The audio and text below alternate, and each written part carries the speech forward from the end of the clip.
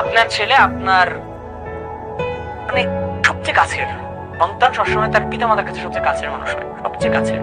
তো আপনার সন্তানকে দেখে রাখা দায়িত্ব আপনার। আমার জীবনে যত ডাউনই আসুক, এমন না যে আমি তো এখন এই সাকসেস গুলো দেখাচ্ছি, আমার জীবনে ডাউনফল আসেনি, আসছে, অনেক আসছে। তখন আবার বাবা মা ছিল সবচেয়ে বড় সংস্থা, কখনো বলে না তুই আমার কেন নেভার।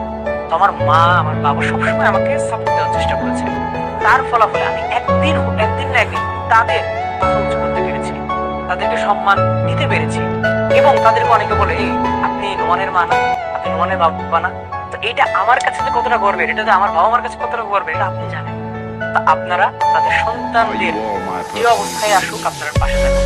অনেক সময় এমন হয় যে অনেক অভিভাবক তার সন্তানদের কাছে এমন ভাবে উপস্থাপন করে রেজাল্ট পরবর্তী সময়ে যে তাদের সন্তান আসলে বেঁচে থাকার যে আশা এটা অনেক সময় ধরে রাখতে পারে না। এটা কখনো হওয়া উচিত না।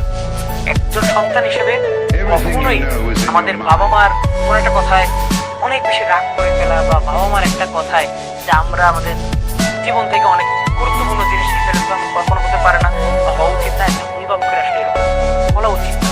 তো আপনি আপনার সন্তান এসএসসি পরীক্ষার জন্য সর্বোচ্চটা দিয়েছে, এটা আপনি দেখেছেন। আপনি দেখেছেন কিভাবে সে দিনের পর দিন এটার জন্য পরিশ্রম করেছে, সৃষ্টিকর্তা তা দেখেছে। তুমি একদিন তোমার এই কর্মের ফল তুমি পাবে। তুমি যা শিখেছো, এভরিথিং ইজ ইনসাইড ইউ, তোমার ব্রেনে আছে, এই নলেজ গুলো আছে, তোমার যে বেসিক গুলো এগুলো সবকিছু আছে, ভবিষ্যতে তোমার কাজে লাগবে। এভরিথিং তুমি যা শিখছো, তুমি যা জানছো, প্রত্যেকটা কিছু ভবিষ্যতে তোমার কাজে লাগবে। তো কোনো কিছুই ফেলে দেওয়ার মতো না। তোমার যা আছে তা নিয়ে আমরা এখন এসএসসি জীবন শুরু